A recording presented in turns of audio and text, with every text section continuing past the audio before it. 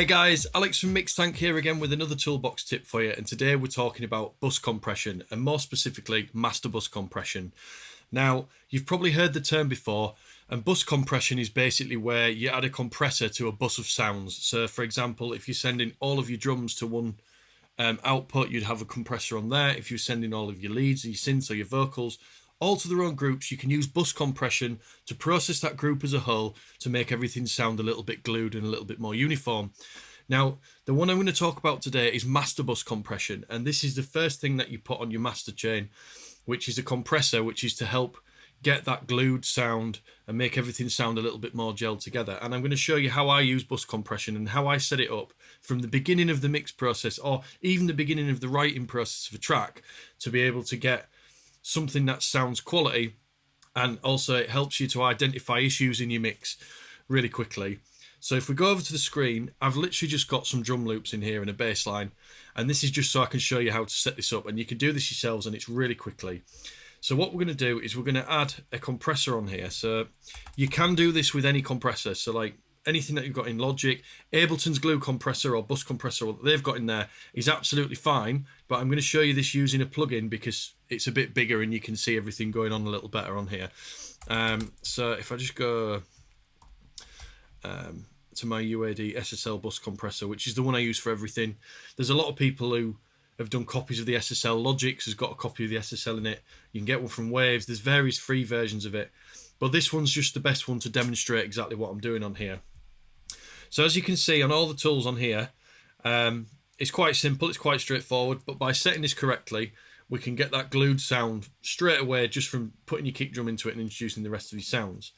Now, another good thing about what I'm going to explain to you is once we set this with the kick drum, as you start bringing other elements into the track, if everything's sat correctly and it's not too loud, the gain reduction or the compression won't change too much. And by doing that, you can tell if your mix is working. If you've got bass which is too loud or going too far, that compressor is going to trigger harder. Same with any claps, any random sounds, leads, synths, anything. So I'll show you how to set this up. So first of all, what you want to do in your compressor is put your attack on 30 or turn it all the way up, and basically what that'll do is the compressor will not trigger straight away. It's going to let the attack of all the sounds come through before it decides to clamp down. We're going to turn the release down to number 1, or as low as it'll go, and that means it'll let go quickly. It's not going to hold on to them sounds and squash them too much. We're going to put this on a ratio of 4, which is 4:1 compression ratio, so it's compressing 4 times to 1, if you understand what I'm saying with that. And then what we're going to do is just going to turn the makeup gain down for now to make sure nothing clips.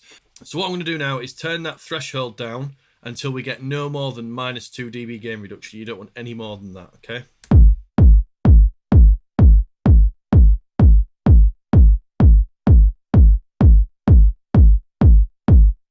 And it's as simple as that. That is your bus compressor set on your master channel.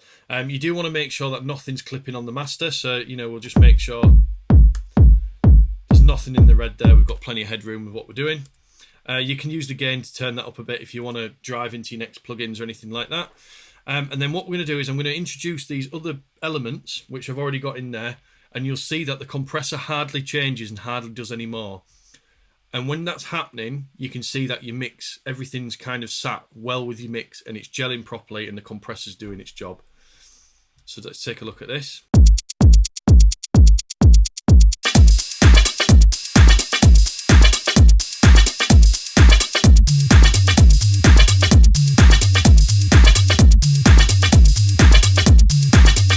So you'll notice there, as I turned all them elements on, nothing changes. The gain reduction is doing the same amount, and even when I brought that big subby bass line in, it's not doing much more work. I mean, it's probably doing a tiny bit, but this is really good because as your track starts getting busier, you can start looking at this, and if the whole thing does start to compress a bit much, you can back the threshold off, but the whole point of this is to keep an eye on everything to make sure you've got that consistent gain reduction on the compression, and that's going to really help you get a really nice glued mix. So I hope you liked today's toolbox video. Go try it yourselves. Like I say, you can use any bus compressor to do this. The one in Ableton's great. I just use the UAD SSL one just because it's got a better user interface for you to see exactly what's going on. Don't forget to like and subscribe if you're watching on YouTube, or head to mixtank.tv to check out all of our courses and see all the other free videos from myself, and I will see you next week.